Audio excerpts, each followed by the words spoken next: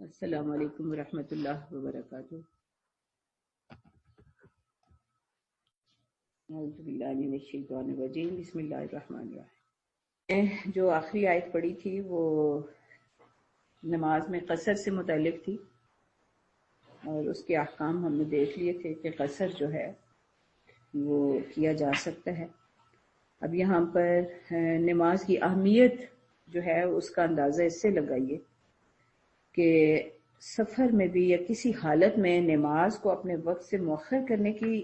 نہیں اجازت دی گئی۔ یہ نہیں کہا گیا کہ چلو بعد میں پڑھ لینا، گھر پہنچ کے پڑھ لینا، بلکہ یہی کہ جب وقت آ جائے تو نماز پڑھو، اگرچہ اس کی عدد میں تخفیف کر دی گئی، اور جب کوئی اور خوف کا موقع ہو تو صفت میں بھی تخفیف کر دی گئی۔ اب ہم آگے دیکھتے ہیں کہ اگر خوف کا موقع ہے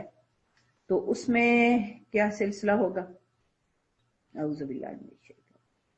وَإِذَا كُنْتَ فِيهِمْ فَأَقَمْتَ لَهُمُ الصَّلَاةَ فَلْتَقُمْ طَائِفَةٌ مِّنْهُمْ مَعَكَ وَلْيَأْخُذُوا أَسْلِحَتَهُمْ فَإِذَا سَجَدُوا فَلْيَكُونُوا مِنْ وَرَائِكُمْ وَلْتَأْتِ طَائِفَةٌ أُخْرَى لَمْ يُصَلُّوا فَلْيُصَلُّوا مَعَكَ وَلْيَأْخُذُوا حِذْرَهُمْ وَأَسْلِحَتَهُمْ وَدَّ الَّذِينَ كَفَرُوا لَوْ تَغْفُلُونَ عَنْ أَسْلِحَتِكُمْ وَأَمْتِعَتِكُمْ فَيَمِيلُونَ عَلَيْكُمْ مَيْلَةً وَاحِدَةً وَلَا جُنَاحَ عَلَيْكُمْ إِنْ كَانَ بِكُمْ أَذًى مِّن مَطَرٍ أَوْ كُنْتُمْ مَرْضَىٰ أَن تَضَعُوا أَسْلِحَتَكُمْ وَخُذُوا حِذْرَكُمْ إِنَّ اللَّهَ أَعَدَّ لِلْكَافِرِينَ عَذَابًا مُهِينًا۔ اب یہ وہ صلاۃ الخوف کا ذکر ہے۔ صلاۃ الخوف کا مطلب یہ ہے کہ اتنا سخت مسئلہ ہے کہ دشمن حملہ آور ہے، میدان جنگ میں کھڑے ہیں، فوجیں آمنے سامنے ہیں اور ایک دوسرے پر حملے ہو رہے ہیں، مورچوں میں ہیں، اور ہر وقت حملے کا خدشہ ہے یا حملہ جاری ہے۔ اس وقت تو تیر بازی ہو رہی ہے یا کچھ بھی، مطلب انتہائی خوف کی حالت جس کا بھی کوئی اندازہ کر سکتا ہے۔ اب اس حال میں بھی حکم یہ دیا جا رہا ہے کہ نہ صرف یہ کہ وقت آ جائے تو نماز قائم کرو، بلکہ جماعت کے ساتھ قائم کرو۔ اب میدان جنگ میں جماعت جو ہے اگر ممکن ہو تو ایک ہی امام کے پیچھے ادا کرنا ہے، اور اگر ایک امام کے پیچھے سب کا پڑھنا ممکن نہ ہو تو کئی جماعتیں بھی ہو سکتی ہیں، لیکن ہوں گی، یعنی حکم یہی ہے کہ جماعت کے ساتھ ہی ادا کی جائے۔ اور اس میں طریقہ جو بتایا گیا وہ یہ کہ آپ نماز قائم کریں، فَأَقَمْتَ لَهُمُ الصَّلَاةَ، تو آپ یعنی جو بھی امام ہیں وہ ہوں گے اور ان کے پیچھے باقی فوجیوں کا ایک گروہ جو ہے وہ ان کے پیچھے پڑے گا، اور اس حال میں کہ وہ اپنا اسلحہ اٹھائے ہوئے ہے۔ اب نماز کی حالت تو بڑی یکسوئی کی حالت ہوتی ہے، اس میں تو کوئی چیز، مطلب بلکہ یہ ہے کہ بلا ضرورت جو ہے وہ ہاتھ ہلانا بھی جائز نہیں ہے، بلکہ اس طرح پہلے ہی اپنا لباس ٹھیک کر کے کھڑے ہو نماز میں کہ اپنا کوئی چادر دوپٹہ تک بھی جو ہے نا وہ بعد میں کھسکے نہ، اور اس کی ٹھیک کرنے کی مطلب اتنی حرکتیں نہ ہوں۔ لیکن اب یہاں پر یہ ہے کہ اسلحہ بھی اٹھا کے کھڑے ہو، یعنی اسلحہ اٹھائے رکھو، حالانکہ اس وقت جو بھی اسلحہ ہوگا، یہ تلوار ہوگی یا تیر کمان ہوگی یا ڈھال ہوگی، اب ان چیزوں کو اپنا سنبھال کے رکھنا اور اپنے اٹھا کے نماز پڑھنا کوئی اتنا آسان کام تو نہیں تھا۔ لیکن یہی ہے کہ جی اپنا اسلحہ جو ہے وہ بھی ساتھ رکھنا ہے تاکہ تیاری کی حالت میں رہو، اور دشمن جو ہے وہ تمہیں غافل پا کے تمہارے اوپر حملہ نہ کر دے۔ بالکل نماز کی حالت میں بھی، یعنی جہاد اور نماز دونوں کی اہمیت کا اندازہ جو ہے اس آیت سے ہو سکتا ہے کہ دونوں ضروری ہیں، دونوں فرائض ہیں، ہر حال میں ادا کرنے ہیں، اور یعنی کسی کو مؤخر نہیں کرنا ایک دوسرے کے پیچھے۔ ہر فریضہ جو ہے وہ جس وقت جو بھی وقت آ جاتا ہے تو اس وقت اس کا ادا کرنا ضروری ہے۔ تو یہاں پہ جو طریقہ بتایا گیا وہ یہ کہ امام صاحب کھڑے ہیں، ایک گروہ آتا ہے اسلحے سمیت اور ان کے پیچھے نماز پڑھتا ہے۔ اب قصر کی نماز میں اب 2 رکعتیں ادا ہونے، لیکن اب حکم یہ ہو رہا ہے کہ ایک طائفہ جو آیا ہے، ایک گروہ جو آیا ہے، وہ آئے اور ایک رکعت پڑھے، پھر وہ اپنی جگہ سے وہ واپس مورچوں میں چلا جائے، امام صاحب جو ہیں وہ اپنی جگہ پر کھڑے رہیں گے، اب دوسرا گروہ جس نے ابھی نماز نہیں پڑھی وہ آئیں گے اور وہ ادا کریں گے، اور وہ بھی چوکنا رہیں۔ یعنی حکم یہ ہے کہ جب پہلا گروہ جو ہے وہ سجدے کر لے تو پیچھا چلا جائے، اور دوسرا گروہ جس نے ابھی نماز نہیں پڑھی ہے آ کے آپ کے ساتھ نماز پڑھے، اور وہ بھی چوکنا رہے اور اپنا اسلحہ لیے رہے، کیونکہ کفار اس طاق میں ہیں کہ تم اپنے ہتھیاروں اور اپنے سامان کی طرف سے ذرا غافل ہو تو وہ تم پر یک بارگی ٹوٹ پڑے۔ اب یہاں بھی جو اسلحہ رکھنے کی جو اجازت ہے وہ بھی اس صورت میں دی گئی ہے کہ اگر تم بارش کی وجہ سے تکلیف محسوس کرو یا بیمار ہو، یعنی اسلحہ اٹھانے میں کوئی تکلیف محسوس ہو رہی ہے، تو اسلحہ رکھ دینے میں کوئی مذائقہ نہیں، مگر پھر بھی چوکنے رہو، یقین رکھو کہ اللہ نے کافروں کے لیے رسوا کن عذاب مہیا کر رکھا ہے۔ پھر جب نماز سے فارغ ہو جاؤ تو کھڑے اور بیٹھے اور لیٹے ہر حال میں ذکر کرتے رہو، اللہ کو یاد کرتے رہو۔ فَإِذَا قَضَيْتُمُ الصَّلَاةَ فَاذْكُرُوا اللَّهَ قِيَامًا وَقُعُودًا وَعَلَى جُنُوبِكُمْ فَإِذَا اطْمَأْنَنْتُمْ فَأَقِيمُوا الصَّلَاةَ، پھر جب اطمینان نصیب ہو جائے تو پوری نماز پڑھو۔ إِنَّ الصَّلَاةَ كَانَتْ عَلَى الْمُؤْمِنِينَ كِتَابًا مَوْقُوتًا، بات دراصل یہ ہے کہ نماز ایسا فرض ہے جو پابندی وقت کے ساتھ اہل ایمان پر لازم کیا گیا ہے۔ اب یہاں پہ یعنی صلات جو ہے وہ اہل ایمان کا ایک اہم شعار ہے، پہچان ہے۔ کافر اور ایمان والے کے درمیان فرق کرنے والی چیز جو ہے وہ صلات ہے، یہ نبی صلی اللہ علیہ وسلم نے ارشاد فرمایا، اور یہاں اللہ تعالیٰ یہ فرما رہے ہیں کہ اس کو وقت کی پابندی کے ساتھ ادا کرنا لازم ہے۔ وقت کی پابندی کا یہی مطلب ہے کہ جس وقت جس نماز کا وقت آ جائے اس وقت سب سے بڑی ترجیح اس نماز کو ادا کرنا ہوگی، یعنی اس میں تاخیر کرنا، نماز جو ہے وہ نہ اپنے وقت سے پہلے پڑھی جا سکتی ہے اور نہ اپنے وقت سے بعد میں پڑھی جا سکتی ہے، یعنی جو وقت ہے متعین اسی میں پڑھنی ہے، اور ہر نماز کا وقت جو ہے وہ کوئی بہت مختصر وقت نہیں ہے، اچھا خاصا جو ہے وہ اس کا ہوتا ہے، مطلب ٹائم پیریڈ جو ہے یا دورانیہ جو ہے ہر نماز کے لیے اللہ تعالیٰ نے کافی دیا ہوا ہے۔ مثلا فجر کی نماز ہے، اب جیسے ہمارے جیسے حالات جو دنیا میں بیشتر ایسے ہی علاقے ہیں آبادی کے لحاظ سے بھی، تو یہاں پر سورج کے طلوع ہونے سے کوئی 1.5 گھنٹہ پہلے فجر کا نماز شروع ہوتا ہے، جو سحری کا آخری وقت ہوگا وہ فجر کا ابتدائیہ ہوگا، اور سورج کے طلوع ہونے تک فجر جو ہے وہ ادا کی جا سکتی ہے، اور یہ تقریباً 1.5 گھنٹے کا یا 1.25 گھنٹے کا دورانیہ ہوتا ہے۔ اب اس میں 4 رکعتیں ادا کرنا کوئی ایسا مشکل کام نہیں ہے، اس لحاظ سے میں یہ سمجھتی ہوں کہ ہم میں سے ہر ایک کو نہ صرف یعنی قمری تاریخوں کا یاد رکھنا تو اس لیے ضروری ہے کہ ان کے ساتھ اور بہت سارے فرائض وابستہ ہیں، تو شمسی یعنی سورج کے طلوع اور غروب ہونے کے اوقات کا پتہ بھی ہونا چاہیے ہر روز، اس لیے کہ فجر کی نماز جو ہے وہ وقت پہ مجھے ادا کرنا ہے تو مجھے یہ بھی پتہ ہونا چاہیے کہ میرے علاقے میں سورج کتنے بجے طلوع ہو رہا ہے تاکہ میں اس سے پہلے نماز ادا کر لوں۔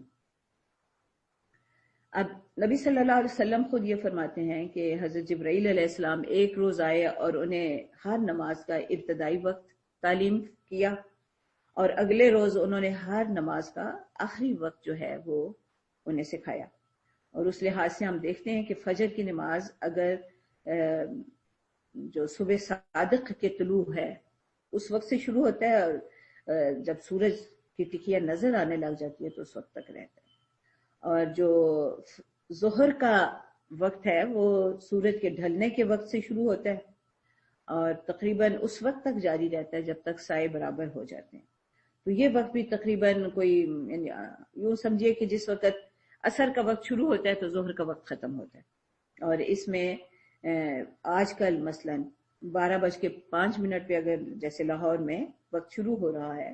اور تقریباً 3:45 تک ظہر کا وقت جو ہے وہ رہے گا یا 3:30 تک رہے گا، یعنی کوشش تو یہ کرنی چاہیے کہ جلدی پڑھ لی جائے، اور لیکن بہرحال یہ بھی پتہ ہونا چاہیے کہ انتہائی وقت کیا ہے۔ اسی طرح عصر کا وقت اگر 3:45 شروع ہو جاتا ہے تو وہ غروب آفتاب تک رہتا ہے، تو مغرب کا وقت جو ہے وہ غروب آفتاب سے شروع ہوتا ہے اور اس وقت تک رہتا ہے جب تک افق پر سرخی چھائی رہے، اور یہ تقریباً 1 گھنٹے بعد، یعنی اس میں مغرب کا وقت بھی کوئی ایسا کام نہیں ہے، اور جو ہی وقت ختم ہوتا ہے مغرب کا تو عشاء کا شروع ہو جاتا ہے، اور عشاء کا وقت ایک روایت کے مطابق نصف رات تک اور ایک کے مطابق یعنی سحری سے پہلے تک، سحری کا جو آخری وقت ہے اس سے پہلے تک عشاء کی نماز ادا کی جا سکتی ہے۔ تھوڑا سا مسئلہ جو ہے وہ جمع بین الصلاتین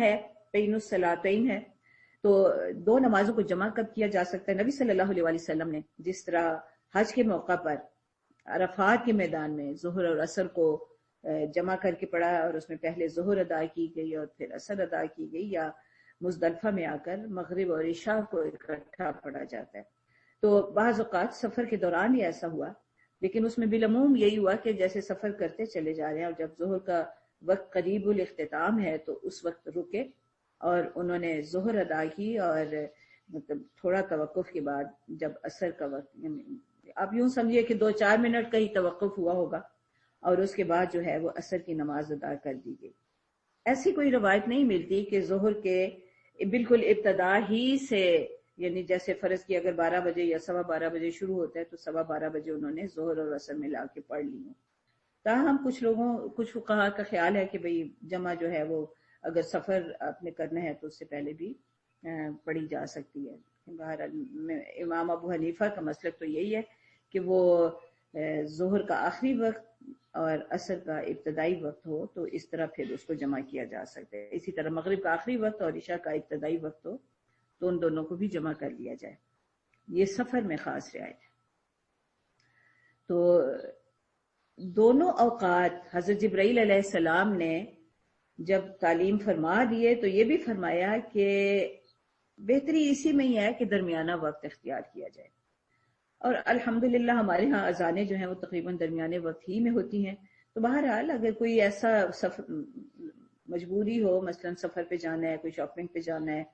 یا کوئی فنکشن ہے، دعوت ہے، کہیں آنا، کسی نے آنا ہے جانا ہے، تو ان اوقات کی وسعت کا ہمیں اندازہ ہونا چاہیے تاکہ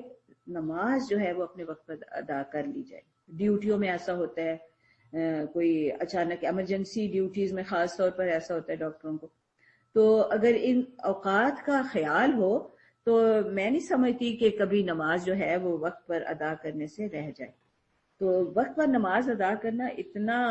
اہم ہے کہ ہمارے ہاں یہ عام محاورہ ہے کہ ویلے دیاں نمازاں تے کو ویلے دیاں ٹکراں، تو خیر ٹکرے نہ بھی ہو کوئی مطلب وہ توجہ بھی نہیں رہتی اور وقت ہی اپنی بات ہے، تو اس چیز کا بہت اہتمام ضروری ہے۔ اب اتنی تفصیل مجھے اس لیے یہاں پہ اس وقت بیان کرنا پڑی کہ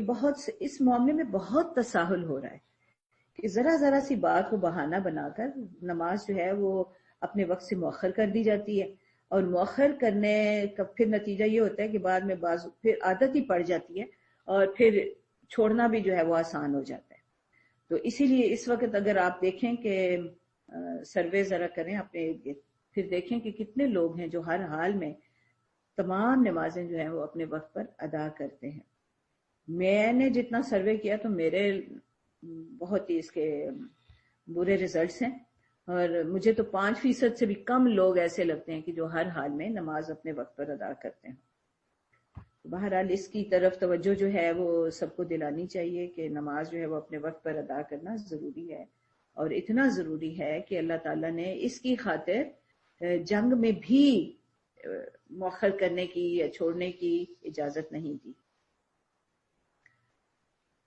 وقت کے معاملے میں یہ ہے کہ نبی صلی اللہ علیہ وسلم نے یعنی اگر فرض کیا کسی مجبوری سے وقت پر ادا نہ ہو سکے تو بعد میں بہرحال ادا کی جا سکتی ہے۔ اس میں نبی صلی اللہ علیہ وسلم کے طرز عمل میں مجھے تو 2 واقعات کا پتہ ہے کہ جب وقت پر ادا نہ ہو سکی۔ ایک سفر کے دوران جب کہیں باہر تھے تو فجر کی نماز کے لیے حضرت بلال کی ڈیوٹی تھی کہ اٹھیں اور اذان دیں، تو وہ ان کی آنکھ لگ گئی اور آنکھ اس وقت کھلی جب کہ سورج کچھ نکل آیا تھا، تو اسی وقت وہ اٹھے اور بڑی پریشانی سی ان پر بھی طاری ہوئی، اور تو نبی صلی اللہ علیہ وسلم کو بھی انہوں نے اس وقت اٹھایا اور باقی لوگ بھی پھر اٹھے اور انہوں نے سورج طلوع ہونے کے بعد فجر کی نماز ادا کی۔ پھر اسی طرح غزوہ احزاب کے موقع پر ایک روز ایسا مسئلہ ہوا کہ عصر کی نماز جو ہے وہ وقت پر ادا نہ ہو سکی اور اسے مغرب کے بعد ادا کیا گیا، اور غالباً یہ دو معاملات اللہ تعالیٰ نے نبی صلی اللہ علیہ وسلم کے ساتھ کروائے بھی اسی لیے تاکہ ہمارے لیے بھی یعنی ایسی مجبوری کی حالت میں، یعنی کبھی مجبوراً حادثاتی طور پر ایسا معاملہ پیش آ جائے کہ وقت پر ادا نہ ہو سکے تو ہمیں یہ معلوم ہو کہ نماز جو ہے وہ اس کی معافی کوئی نہیں ہے کہ اگر نہیں پڑھی تو نہ صحیح، وہ پھر بھی ادا کرنی ہے۔ اسی طرح نبی صلی اللہ علیہ وسلم نے ایک صاحب نے جب پوچھا کہ میں رات بھر جاگتا ہوں، مزدوری کرتا ہوں کھیتوں میں، اور اس لیے میں دیر سے سوتا ہوں تو فجر کی نماز کے لیے میری آنکھ نہیں کھلتی،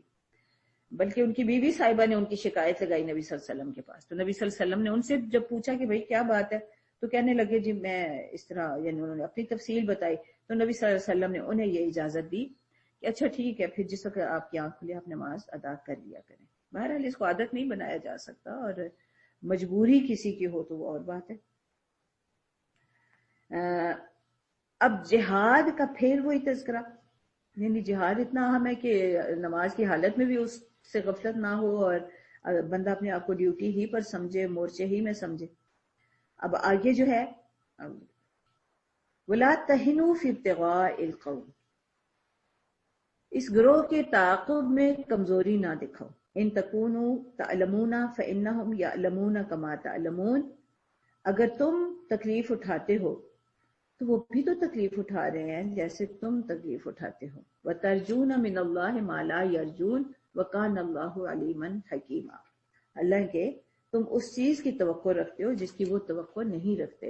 اور اللہ علیم بھی ہے اور حکیم بھی ہے۔ اب یہ مفسرین نے لکھا ہے کہ یہ پھر غزوہ احد ہی کی طرف اشارہ ہے کہ جب دشمن جو تھا وہ میدان چھوڑ کے واپسی کی راہ لی تو نبی صلی اللہ علیہ وسلم نے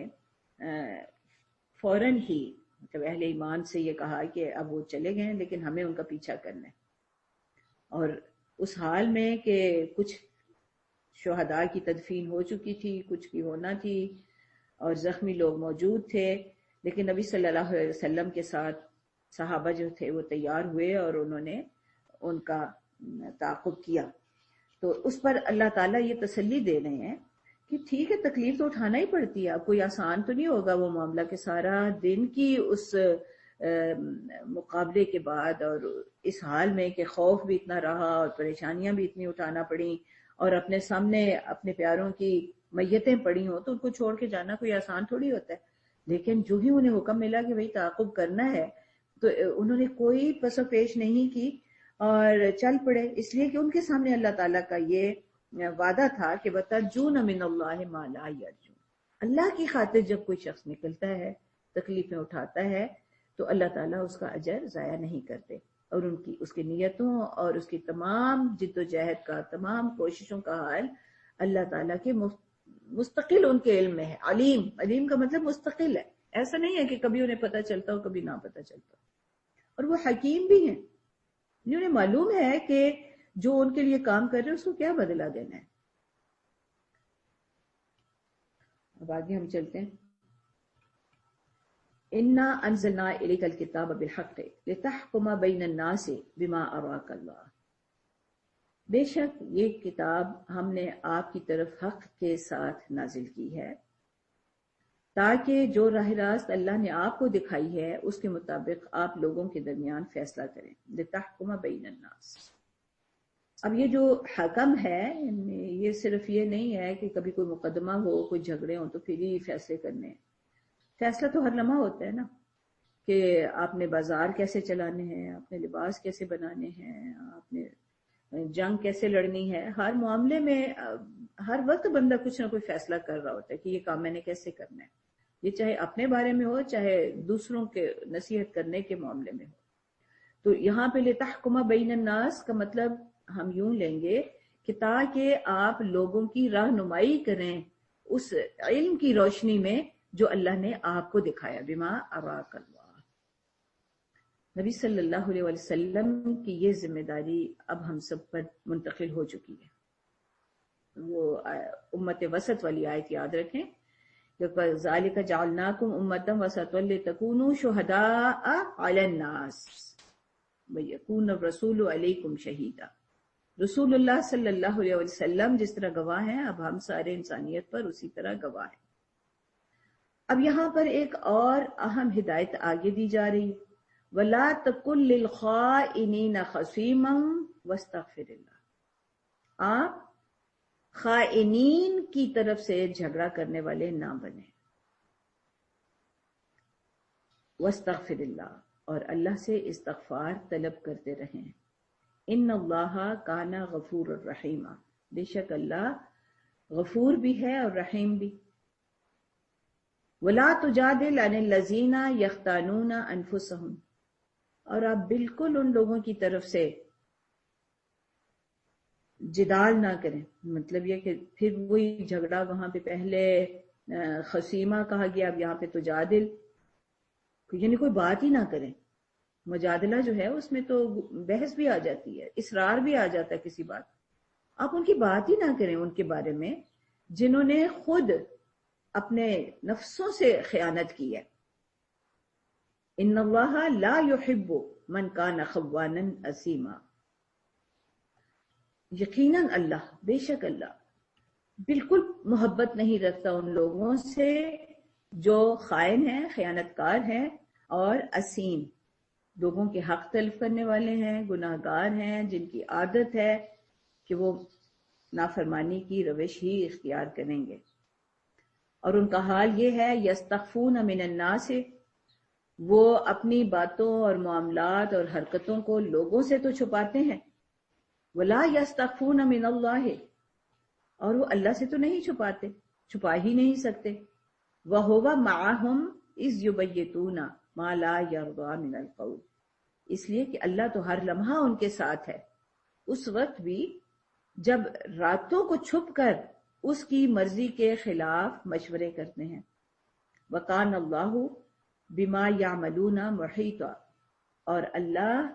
جو وہ عمل کرتے ہیں اس کا پورا احاطہ کیے ہوئے ہے۔ ہا انتم ہؤلاء جادلتم عنہم فی الحیات الدنیا، یہ آپ نے ان مجرموں کی طرف سے دنیا کی زندگی میں تو جھگڑا کر لیا، یعنی ان کی کوئی حمایت کر لی، ان کی کوئی سفارش کر دی۔ فَمَن يُجَادِلُ اللَّهَ عَنْهُمْ يَوْمَ الْقِيَامَةِ أَمَّن يَكُونُ عَلَيْهِمْ وَكِيلًا،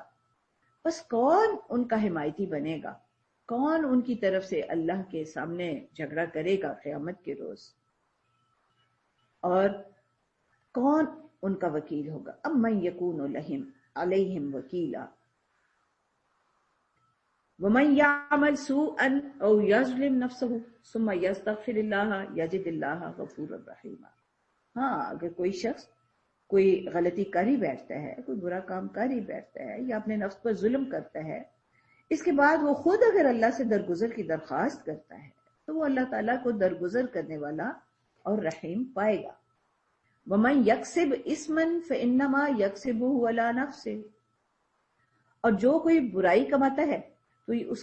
اس کی اس ساری برائی کا، اس کی اس کمائی کا وبال اسی پر ہوگا۔ وَكَانَ اللَّهُ عَلِيمًا حَكِيمًا، اور اللہ سب لوگوں کے حالات سے کا علم رکھتا ہے اور حکیم ہے۔ وَمَن يَكْسِبْ خَطِيئَةً أَوْ إِثْمًا ثُمَّ يَرْمِ بِهِ بَرِيئًا فَقَدِ احْتَمَلَ بُهْتَانًا وَإِثْمًا مُبِينًا، اب دوسری طرف اگر کوئی شخص خطا تو خود کرتا ہے، گناہ تو خود کرتا ہے، حق تو کسی کا خود مارتا ہے،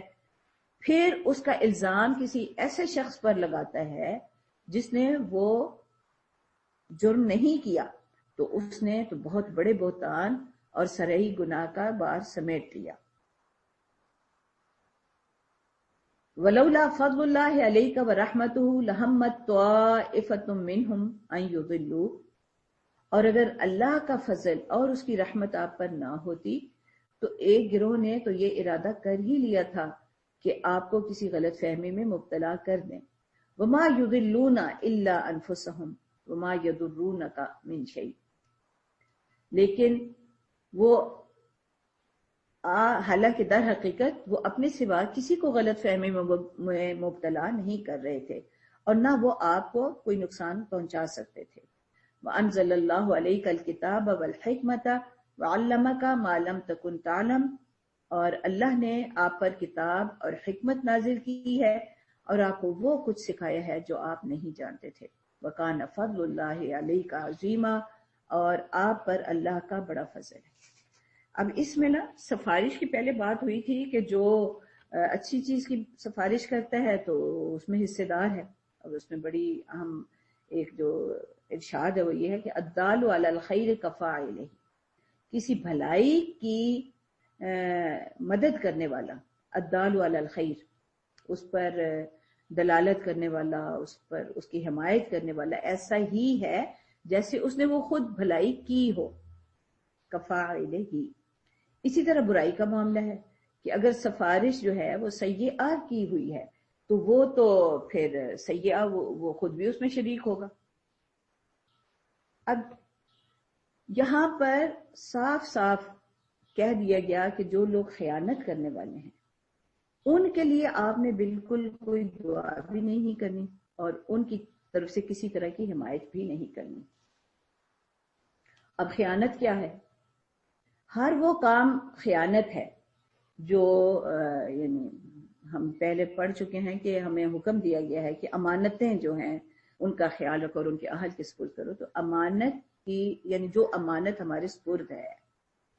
جب جو ذمہ داری ہے اس کو جب ٹھیک سے ادا نہ کیا جائے تو یہ خیانت ہے. یا کوئی ہمارے پاس کوئی چیز رکھتا ہے اور ہم اس کا خیال نہیں رکھتے اور اس کو جو اس کا مالک ہے اس کی خواہش کے مطابق اس کی حفاظت نہیں کرتے تو یہ خیانت ہے. اب اس لحاظ سے دیکھا جائے تو خود ہمیں ہماری زندگی کی مہلت جو ملی ہوئی ہے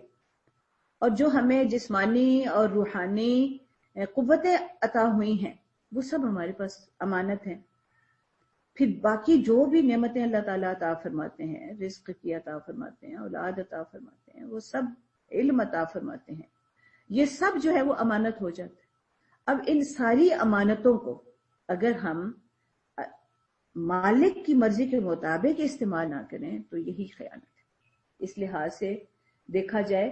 تو پھر ہر جرم جو ہے وہ خیانت ہو جائے گا، جس کو ہم بھی سمجھتے ہیں کہ جرم ہے. جرائم کی فہرست تو طویل ہے، ہم اندازہ کر سکتے ہیں کہ سارے ہی جرائم جو ہیں یعنی کوئی جرم سرزد ہوتا ہے تو خیانت ہے. کسی کی حق تلفی کرتے ہیں تو یہ بھی خیانت ہے. کوئی گناہ کرتے ہیں، اللہ تعالیٰ کے کسی امر کی اطاعت نہیں کرتے یا کسی نہیں جس سے اللہ نے روکا ہے وہ کر ڈالتے ہیں تو یہ بھی خیانت ہے. یعنی ہم نے اپنی اس کی عطا کردہ وقت کو اور اس کی صلاحیتوں کو جو انہوں نے عطا کی ہیں ان کا ہم غلط استعمال کر رہے ہیں، تو یہ ساری خیانتیں ہیں. اب خیانت کی مدافعات جو ہے یہ ایک شفاعت سیئہ ہے، گناہ ہے، حرام ہے. یہاں پہ خاص طور پہ یعنی تم نے بالکل کسی ایسے شخص کی حمایت ہی نہیں کرنی جو خائن ہے، یعنی جو اللہ کا فرما بردار نہیں ہے، اللہ کا مطیع نہیں ہے. تو یہ آیت اس لحاظ سے بڑی اہم ہے، یہ پورا رکوع اس لحاظ سے بڑا اہم ہے